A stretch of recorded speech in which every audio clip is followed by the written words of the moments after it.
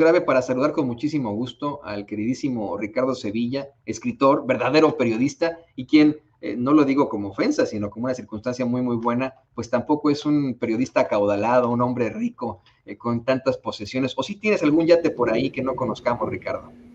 No, mi querido Toño, tengo un barquito ahí en uno de los libreros, pero es un barquito de madera que compré en un tianguis porque me gusta mucho visitarlos. Un tianguis del oriente de la Ciudad de México, para ser más específicos, a los cuales les tienen ahí cierto escozor en la derecha. Y estoy muy bien, mi querido Toño, escuchando atentamente pues esta postura de editorial sobre Latinos. Vale muchísimo la pena, yo creo que incluso hacer una suerte de programa, una serie de episodios donde demos a conocer cuáles son las estrategias para hacer un reportaje. Creo que estos personajes no pasaron por las materias de ciencias de la comunicación o comunicación colectiva o periodismo o la carrera que hayan estudiado para aprender bien los géneros periodísticos, y estos señores, si lo vieron en la clase, no lo aprendieron para nada,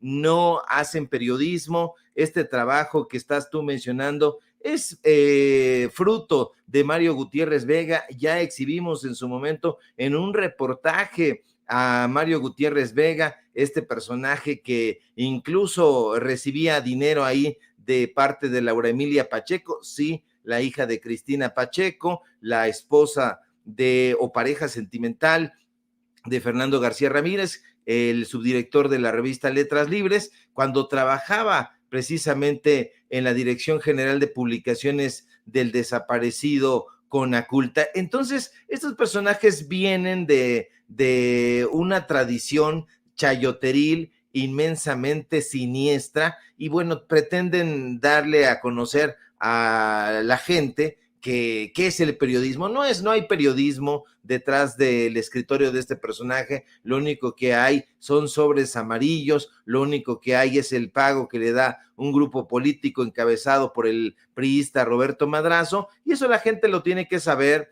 si no es que ya lo sabe. Nunca han tenido credibilidad, llegaron a presentar cuentas de vídeo, canicas, y se las vendían a Grupo Televisa, se las vendían ahí a los empresarios, y los empresarios los contrataban para engañar a la población. La población ha ido despertando afortunadamente y ya no consume ni se traga las mentiras de estos personajes, pero vale mucho la pena exhibirlos de cuerpo entero, mi querido Toño. Una larga respuesta para decirte que estoy muy bien. Muchas gracias. Sí, no, así deben de ser las respuestas, así debe de ser pues vamos, el entendimiento que existe sobre este tipo de personajes. Pero, pues, ¿qué te parece que vamos un poco más a fondo con este caso? Una vez más surge un montaje del pseudoperiodista Carlos Loret de Mola, que ni siquiera hace él, ¿no? Como bien nos mencionas, el artífice de esto es Mario Gutiérrez Vega, en el que le adjudican al hijo del presidente López Obrador, a Andrés López Beltrán, el haber, pues no sé, ¿no?, ejercido algún tipo de nepotismo, puesto que uno de sus amigos obtuvo algún tipo de contrato con Quintana Roo. Mira, querido Ricardo, yo tengo muchos amigos, ¿no? A mí en la primaria me gustó mucho la canción esta de Yo quiero tener 1 millón de amigos, y me encantaría decir que tengo 1 millón de amigos, pero no todos ellos son, por decirlo así, grandes personas, ¿no? A lo mejor son grandes personas, pero a lo mejor no son muy buenos en lo que hacen, a lo mejor, y sí, algunos pueden ser empresarios, algunos pueden ser obreros, algunos, vamos, ¿no? Hay de todo en la viña del Señor, y son mis cuates, pues así debe de ser, ¿no? Yo, te soy perfectamente honesto, no me siento responsable de lo que hagan mis cuates, ¿no? O sea, si de pronto tengo un cuate y que los tengo muchos de ellos, ¿no?, que la riega duro, creo que sería ilegítimo que llegaran a decir, es que ese es el amigo de uno de los conductores de Sin Censura, por eso es que actúa de tal forma, porque es amigo de uno de los conductores de Sin Censura. Es que en esto se basan las notas de ese señor, de Mario Gutiérrez Vega, y del pseudoperiodista Carlos Loret de Mola. Se trata del amigo, de un primo, del papá, del hermano, de bla. ¿Qué tiene que ver con López Obrador? Lo mismo hicieron la última vez al intentar enjaretarle una especie de departamento que le estaban, una casa que le estaban rentando en el sur de la ciudad, el otro hijo del presidente López Obrador, porque supuestamente se le estaba rentando al adjunto del primo de la directora de La Jornada, ¿no? O sea, es que son situaciones ridículas con las que la gente, mira, yo creo, se bota de la risa. Yo creo que hasta los mismos cabrones, perdón, lo digo así, ¿no? Voy a cambiar mis palabras. Los mismos personajes que prefieren ver Latinos, esa plataforma de choque chayoteril, que sin censura, por ejemplo, que los datos duros, se han de quedar así de, híjole, ¿y esto qué pedo, no? ¿Y qué que tenga un amigo que haya tenido contratos? ¿Eso qué no? No, ¿qué opinas tú, querido Ricardo? Sí, esto me recuerda a aquel programa de la década de los 90 que encabezaba Martín Hernández, locutor emblemático de nuestra generación, y que tenía esa serie que era el hijo del nieto del verdadero pavo asesino. Entonces, esto es lo que hace ahora Carlos Loret de Mola. Resulta que el hijo del nieto del verdadero pavo asesino tuvo un contrato en Quintana Roo por más de 300 millones de pesos o una cosa semejante, y el responsable pues es el amigo del hijo del nieto del verdadero pavo asesino. Es una ridiculez que solo plantearlo me da urticaria, porque uno pensaría que debería de existir muchísimo rigor en el periodismo que estos personajes están ejerciendo desde hace mucho tiempo, y nos damos cuenta, bueno, nosotros nos dimos cuenta desde hace mucho tiempo, pero es deseable que la gente también lo sepa, que estos personajes mentían con todos los dientes, y tenían y tienen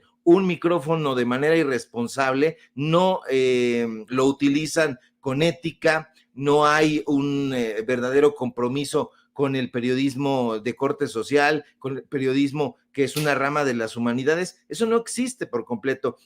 Y eso es sumamente penoso. Es penoso que estos personajes incluso estén teniendo cierta credibilidad en ciertos circuitos. Y bueno, resulta que yo fui a una escuela primaria, y permítame usted la anécdota, a una escuela primaria, imagínese usted, en el barrio de la Juventino Rosas, la gente que vive en la Ciudad de México y que lo conoce, pues sabe perfectamente que es un barrio popular. Entonces yo iba en una primaria, Toño, y esa primaria estaba atestada de muchos compañeros que eran durísimos en la calle, tenían infelizmente pues la tradición delincuencial, y siguieron una ruta, y resulta pues bueno que yo definitivamente jugué con ellos, jugué con unos personajes que a la postre se iban a convertir en pues no en secuestradores, pero sí en personajes rateriles, digamos. Entonces,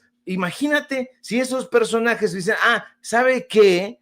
Ricardo Sevilla iba en segundo de primaria con un personaje que a la postre, que en el futuro se convirtió en un carterista. Imagínese usted la babosada. Yo creo que aquí, si nosotros revisamos ese reportaje, nos vamos a dar cuenta de que es una grasejada. No han tendido ningún tipo de vínculo. Ellos ponen algunos datos, dicen que hay audios, pero en esos audios no sale a relucir el hijo del presidente López Obrador, no sale a relucir ningún dato que vincule a ese supuesto amigo del hijo del presidente con este contrato millonario. Si hubiera que responder, entonces tendrían que preguntárselo a la gobernadora Mara Lezama, tendrían que preguntárselo al gobierno de Quintana Roo, tendrían que hacer las indagatorias por allá, pero no tratar de embarrar por embarrar. Esto es lo que están haciendo como estrategia de golpeteo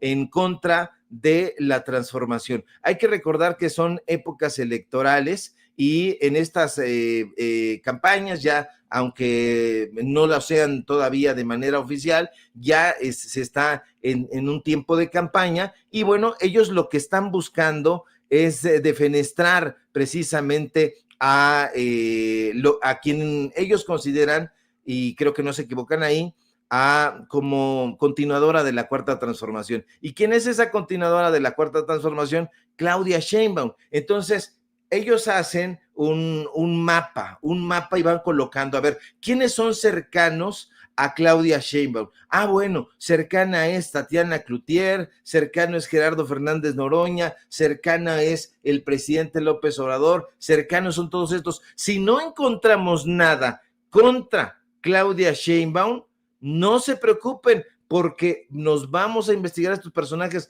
pero si no encontramos nada en esos personajes, investiguen por favor quiénes son sus amigos, y entonces van buscando pistas desesperadamente, pero como no encuentran datos duros, van forzando las cosas, Toño, y así van creando estos reportajes que se convierten en una pifia y que están más vinculados a la literatura de imaginación, a la literatura fantástica, y que ni siquiera ahí calificarían por la ramplonería en cómo están planteados. Definitivamente no hay ningún mérito periodístico, ni en Latinus, ni en Carlos Loret de Mola, ni en todos estos pregoneros, porque ya le están dando vuelo en el medio de comunicación argentino Infobae, ya le está dando vuelo desde luego nuestro odiador Marco Levario Turcot, ahí en su etcétera, ya le están dando vuelo en todos esos lugares, pero la gente sabe perfectamente que es un pie forzado, entonces no hay ningún mérito periodístico y la gente lo sabe y lo va relegando, y creo que hace muy bien. Sí, la misma gente que, insisto, lo digo con mucho respeto, que ve Latinus, seguramente les llega este tipo de cosas y dicen, ay, híjole, como que sí lo quiero compartir por WhatsApp en mi grupo de tías panistas, pero ¿pegará esto? ¿Tiene algo de malo esto? Seguramente se ponen a pensar en la cantidad de amistades que tienen ellos y las cosas que han hecho sus amigos y dicen, no, pues, ¿qué tiene que Andy tenga un amigo que haya conseguido un contrato con el gobierno de Quintana Roo? Son nimiedades que, pues, simple y sencillamente los dejan en la calle de la amargura. De hecho, le pido al equipo que nos grabe, para antes de ir al tema principal de esta muy calurosa y amable plática con el periodista Ricardo Sevilla, mostrarle a usted una de las últimas encuestas que le mandaron por ahí don David hace ratitito. La vamos a platicar al rato también con el compañero Gómez Naredo, con el compañero Julio Broniman, pero no sé si tenga por ahí una de las, ahí está, esa mera, don David, porque tiene mucho que ver con lo que estamos platicando Ricardo y yo. Esta nueva encuesta de Metrix MX pone a la doctora Claudia Sheinbaum con un 57.5% de aprobación, de apoyo, frente a un verdadero, pues triste 17.9% de Xochitl Gálvez y un 8% del pelón Movimiento Ciudadano, o sea, Movimiento Ciudadano sin nada, ¿no? Sin cabeza, sin nada, sin candidato, ya se acerca a Xochitl Gálvez, ¿no? Y esto, mire, esta es la realidad de ese grupo opositor. Esta es la realidad de alguien como Carlos Loret de Mola, de ese pseudoperiodista que representa a la plataforma chayoteril de Choque Latinos. Esta es la realidad de todos estas amalgamas de las que está detrás Claudio X González. Y esto exhibe cómo es que no están teniendo éxito esos esfuerzos inexorables, vamos, esos graves esfuerzos que tienen desde la derecha para golpear a López Obrador. Es claro y evidente que por mucho que saquen estos reportajes, si se les puede llamar así, de amigos que tienen contratos en Quintana Roo y etcétera, el amigo del primo de un amigo y etcétera, pues no les funcionan con el pueblo, no les funcionan. La gente sigue prefiriendo a Claudia Sheinbaum, y ni se diga, querido Ricardo, al presidente López Obrador, quien sigue siendo el segundo líder con mayor aprobación a nivel mundial, y hay encuestas que lo ponen con una aprobación, aquí está con un 66% de aprobación de esta semana, en la encuesta de Morning Consult, esta empresa estadounidense, esta empresa demoscópica estadounidense, pero hay otras encuestas en las que rebasa el 70, el 80%, lo que nos dice, a ver, mínimo, en un promedio, 7 de cada 10 mexicanos apoyan a López Obrador, están con él. 2 no lo soportan y a uno le vale madres. Esa es la tendencia en México, ¿no? ¿Qué nos dice esto? Pues que por más montajes que haga Loretito y su grupo, la gente no les va a hacer caso, ya no les va a hacer caso, ya no les funciona como les funcionó con Florence Cassé, con Israel Vallarta, con la niña Frida Sofía, con Afganistán y el tanque al que le pagó Loretito, ya no les funciona, Ricardo.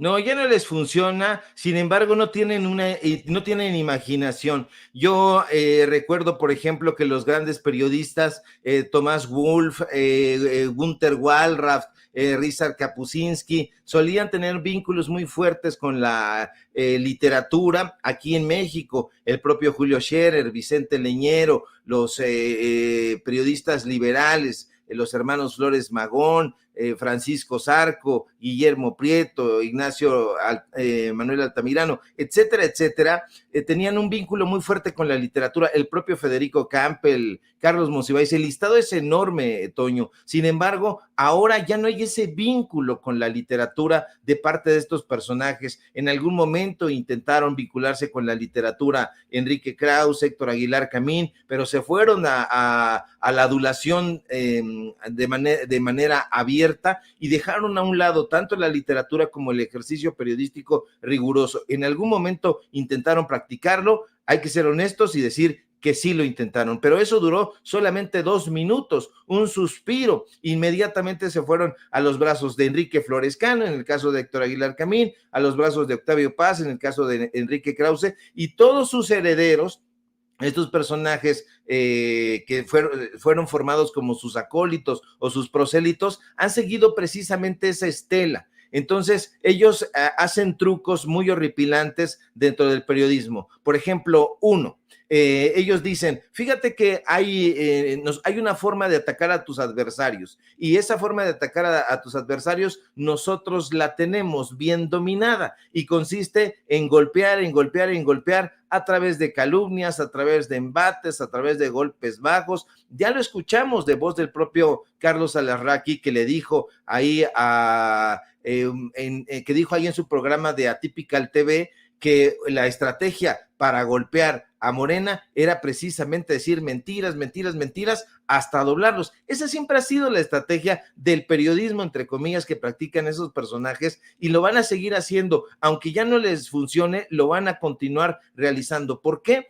Porque no tienen vínculos con la literatura, porque no tienen vínculos con los libros, porque no tienen vínculos con una tradición periodística muy rica que tenemos en México y en Latinoamérica. Entonces estos personajes no leen más que lo que aparece en Twitter con muchísimo esfuerzo, no leen más que los trascendidos, los chismes, y entonces no los hace ricos intelectualmente, y eso hace que construyan productos muy mafufos. Se los siguen comprando en la derecha porque en la derecha viven en una burbuja. Si estos personajes fueran a la calle, si hicieran el periodismo que se hace, por ejemplo, aquí en Sin Censura, en Los Datos Duros, en otros medios, que es el periodismo a ras de piso, que sale uno a platicar con la gente, que vive en el torbellino de la población, nos vamos a dar cuenta de cómo están las cosas, pero ellos no quieren rozarse con la gente porque ellos piensan que son una élite y la quieren gobernar simple y sencillamente. Entonces los van a seguir contratando, Toño, porque no van a salir a ver qué es lo que piensan, como diría el gran Mariano Azuela, los de abajo. No van a ir a recoger las crónicas de la sociedad que se organiza, como diría el gran Carlos Monsiváis. No van a ir hacia donde está la auténtica noticia, no se van a ir a hacer una investigación larga, profusa, que puede llevarles meses e incluso años. No están interesados en eso. Lo más fácil es una calumnia. A mí que no me vengan y que digan, bueno, es que una investigación la pueden sacar de un día para otro. Eso no es cierto. Nosotros semanalmente ingresamos alrededor de 10 a 15 solicitudes de información al Instituto Nacional de la veleidosa transparencia para que nos respondan, y tenemos otras fuentes, hacemos un trabajo, pero un trabajo que nos tiene desvelados, y estos personajes sacan un reportaje cada tercer día. Eso es una estupidez, eso no puede ser posible, es una tomada de pelo, mi querido Toño, y a mí, que no me tomen el pelo. Sí, exactamente, ¿no? Yo creo que efectivamente les faltaría un poco de talento y de creatividad. Esto que nos plantea Ricardo va bajo el cuestionamiento de si es la mediocridad lo que ha echado por la borda de todos los esfuerzos de la ultraderecha.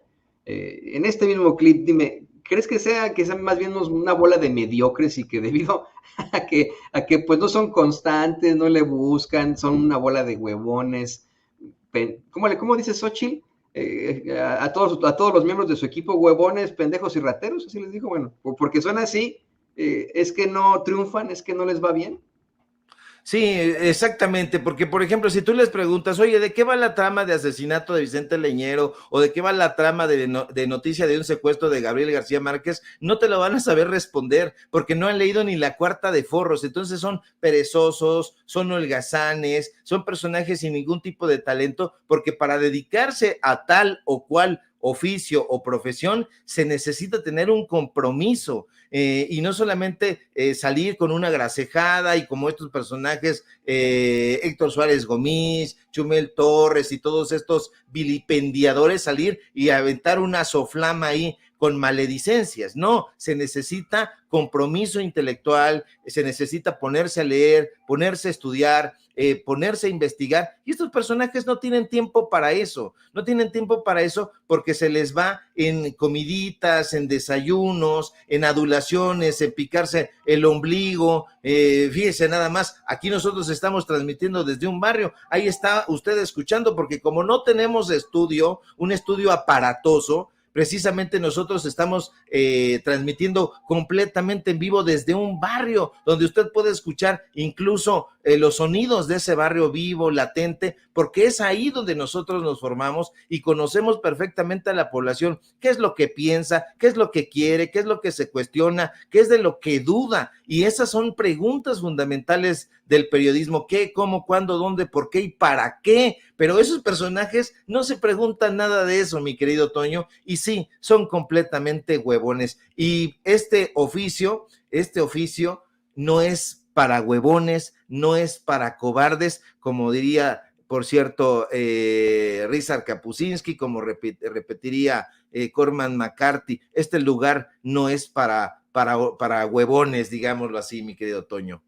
Y ahí están, ¿no? Es que así los veo, yo los he visto. Tenemos un Peña Nieto que pues, era un pinche ignorante así en cuanto a todo, ¿no? A geografía, matemáticas, cultura general. Lo mismo pasa con pues todos estos personajes, él era del PRI, ¿no? Pero con todos estos personajes del PAN que en algún momento precisamente confundieron a uno de los hijos del presidente con un gran poeta, que hacen siempre este tipo de circunstancias, bueno, con López Velarde, ¿no? Pero siempre incurre en una cantidad impresionante de ridiculeces que preocupan hasta cierto punto el hecho de que el pensar que pues sus papás les pagaron muy buenas escuelas y que no las supieron aprovechar, se quedaron en la mediocridad absoluta. Es una cosa terrible, mi querido Toño, porque fíjate que tienes toda la razón en esta parte. Como tuvieron acceso desde la cuna a pañales de seda, como pudieron acudir a escuelas particulares, privadas, no solamente aquí en México, a lo mejor en la primera parte, en los estudios primarios, pero ya en la secundaria, en el bachillerato, en los estudios profesionales, se fueron a Cambridge, se fueron muy jodidamente a Utah, se fueron a Harvard, se fueron a las grandes universidades, se fueron a The London School a estudiar, valga la redundancia, estudios económicos, y aún así llegan aquí y no son capaces de hacer una metodología, o manejar una metodología, preparar un trabajo. Ya vemos el caso de Xochitl Gálvez. O sea, Xochitl Gálvez es una plagiaria, simple y sencillamente una burda plagiaria, que habría que ver si este rector le va a ajustar la cuenta y va a decir, a ver, por lo menos hiciste el trabajo de colocar las citas donde te dijimos que las colocaras. No lo va a hacer, porque son perezosos, porque son holgazanes, porque tienen que tener una pantalla frente a ellos que les diga por dónde ir, un norte, porque si no se pierden, están completamente desbrujulados. Entonces, no solamente no hay imaginación, no hay creatividad, no hay compromiso social, no hay un latir hacia el oficio que ellos están representando. No, hace mucho tiempo que yo no veía a personajes en la política tan estultamente repudiables. Estos personajes son unos auténticos ojetes, porque podemos estar en desacuerdo con muchísimos personajes en la historia de este país, pero los políticos solían tener una visión muy clara sobre los aspectos que estaban ocurriendo a su alrededor. Pero si tú colocas, por ejemplo, a un Porfirio Muñoz Ledo frente a Xóchitl Gálvez, si tú colocas a un Froilán López Narváez, a un Julio Scherer, con los periodistas de pacotilla, como Joaquín López Dóriga o Carlos Loret de Mola, o todos estos pránganas, nos vamos a dar cuenta de que estamos como retrocediendo. Ya no hay un gusto por la lectura, formativa, rigurosa. Hace poco estaba platicando con el doctor Hugo López-Gatell y me estaba diciendo que estaba leyendo A Masa y Poder de Elías Canetti. Entonces, imagínate, pues un personaje que está interesado en el pensamiento de la masa, del pueblo. Y estos personajes yo creo que no estudian, pero sí, insisto, ni una cuarta de forros. Pobres políticos y pobres periodistas de la derecha que todo lo conocen de oídas, mi querido Toño. Esa era una cita que hacía Federico Campbell, el baja californiano, precisamente porque pobrecitos de ellos tienen que contratar asesores porque como les da hueva leer una iniciativa de ley, entonces dicen, oye, ¿tú sabes leer? Vente para acá, échame una mano porque a mí me da pereza, te invito a un café y me lo platicas. Así trabaja, Antonio. No, y también hay que darles el beneficio, no de la duda, pero también de otro tipo de realidades. No podemos generalizar aquí. Hay mentes criminales como la de Luis Videgaray, que por supuesto que pertenecen al Massachusetts Institute of Technology, por ejemplo. Miren, se ha planteado una y otra vez como el hombre detrás de los hilos en el sexenio de Enrique Peña Nieto era Luis Videgaray, alguien que consiguió precisamente estudiar en el MIT, que hoy precisamente tiene una cátedra, no una cátedra, tiene a su cargo un proyecto de inteligencia artificial, Dios nos libre, pobre del mundo, imagínese usted, ahí en el MIT.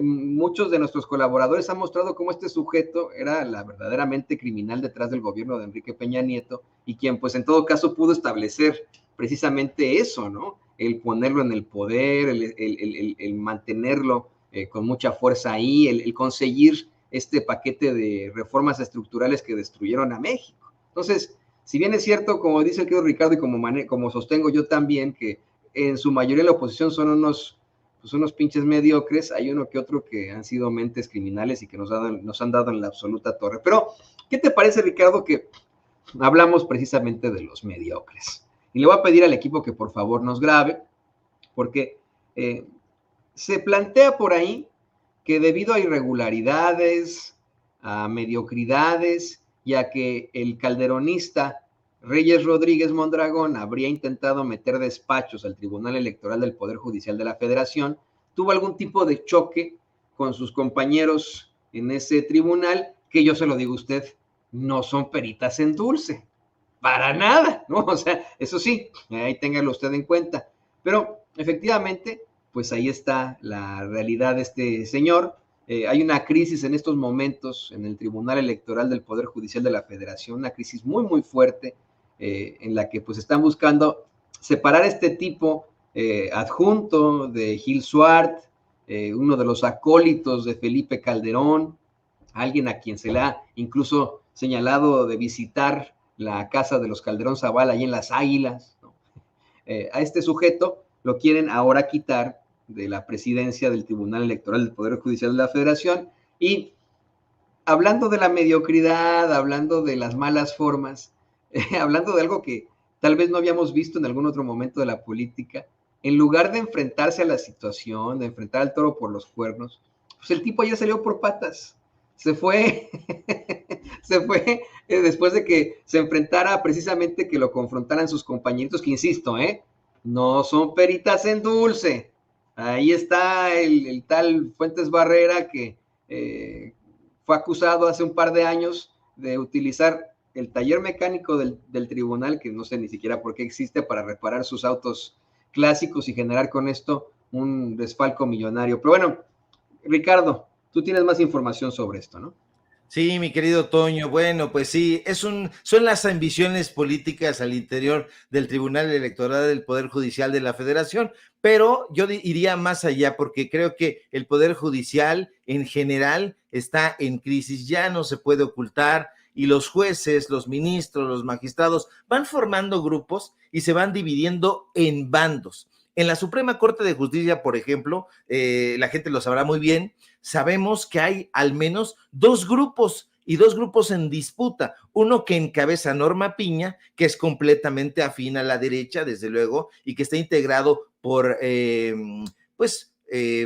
Norma Piña y por estos personajes que trabajan, incluso ya se ha documentado, para Ricardo Salinas Pliego. Y el otro grupo que está integrado por Loretta Ortiz y Yasmín Esquivel, que suelen coincidir poco más o menos con las posturas del Poder Ejecutivo, aunque a veces no, pero esa división de bandos, Toño, no solo está ocurriendo en la Suprema Corte, no, también está ocurriendo en el Tribunal Electoral del Poder Judicial de la Federación. Ahí también hay dos mandos. El primero está integrado por dos personajes. Este sujeto calderonista, Reyes Rodríguez Mondragón y Yanine Otálora. Nosotros hemos publicado también reportajes al respecto y que son afines no solamente al calderonismo, sino eran amigos de Piquete de Ombligo, de Ciro Murayama y de Lorenzo Córdoba, sí, esos personajes que tenían secuestrados al Instituto Nacional Electoral. Y el otro, Toño, está integrado por la baja californiana Mónica Soto, por Felipe de la Mata y por Felipe Fuentes, quien, como tú bien apuntas, no son, pero para nada, peritas en dulce.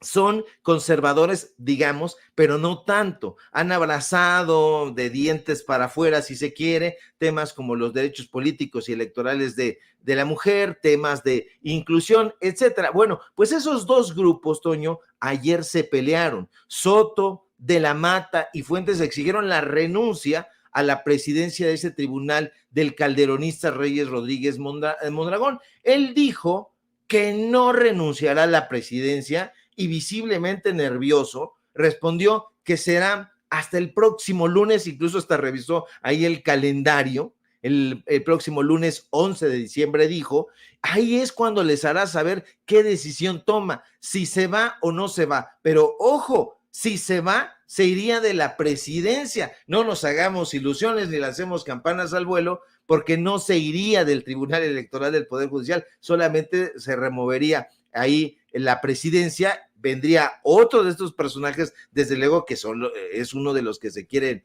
pues le quieren arrebatar, es una guerra civil, digamos. Salió huyendo de la sesión en compañía de su amiga Yanine Otálora.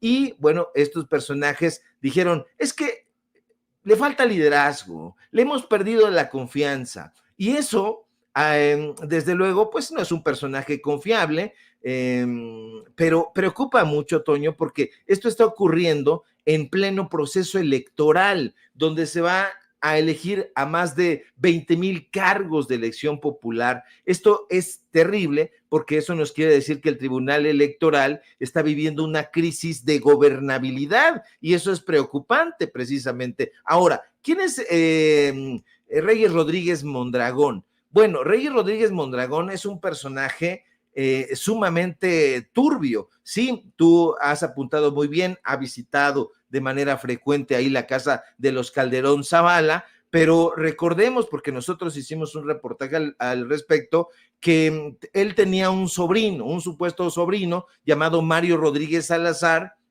y ese personaje solía presentarse, de acuerdo a diferentes testimonios, a un restaurante llamado Tierra Salvaje, que está ubicado en la alcaldía Coyoacán. Ahí habría recibido sobornos ordenados por el magistrado que el día de ayer salió huyendo del Tribunal Electoral. Los sobornos, presuntamente, en este reportaje que publicamos en su momento en el medio de comunicación Regeneración, habrían sido ordenados por el propio Reyes Rodríguez. Reyes Rodríguez trabajó en el equipo de Felipe Calderón, eso le debe decir algo. Reyes Rodríguez Mondragón le deseó la muerte al presidente López Obrador en un mensaje publicado en su cuenta de X, antes Twitter. Después dijo él, es que me hackearon la cuenta. yo no fui, fue TT. Ese tipo de cosas. Entonces, ¿hay incapacidad de parte de este personaje? Por supuesto que sí, hay completa incapacidad. No logra ni siquiera enfrentar a los personajes que trabajan con él en el tribunal electoral. No puede estar a la cabeza de un tribunal que se encarga precisamente de dirimir todos los temas en cuanto a los procesos electorales, en cuanto a inconsistencias, en cuanto a inconformidades, etcétera. Entonces, este personaje tiene una larga cola de corrupción, pero no nos engañemos, Toño, no quieren limpiar el tribunal electoral, lo que quieren es hacerse del poder este otro grupo. No nos hagamos ilusiones. Si nosotros revisamos el perfil de cada uno de estos magistrados, son 5 magistrados, Toño, son 5 magistrados, y esos magistrados todos son personajes de la derecha, todos son personajes que están vinculados de una u otra manera con empresarios, con políticos, y no son afines a la izquierda, pero para nada. Estos personajes que están inconformes y que quieren sacar a patadas a Reyes Rodríguez, ellos mismos fueron los que convocaron a una conferencia de medios y que le dieron la palabra inmediatamente, y eso revela muchas cosas, a Televisa. Entonces a Televisa le dijeron todo lo que querían decir, y hasta parece que las preguntas estaban ya en un formato ahí que les habrán mandado, no sé, por WhatsApp, por correo electrónico, etcétera, etcétera. Entonces, no nos hagamos ilusiones. En lugar de sanearse el tribunal, está teniendo una crisis de gobernabilidad, y eso, insisto, es sumamente preocupante en estos momentos en donde el tribunal tiene que tener una participación fundamental, y bueno, este tipo de cosas no deberían de estar ocurriendo. Sí, no, definitivamente estamos a un año, menos de un año, a 6 meses de las elecciones, imagínese usted. Pero bueno, pues seguiremos analizando este tipo de situaciones, de casos, y yo te quiero agradecer a ti, querido Ricardo, por estos planteamientos, por estos análisis tan interesantes, y te pido por favor que también nos compartas tus redes sociales para que esta noche te veamos ahí en los datos duros con muchísimo gusto.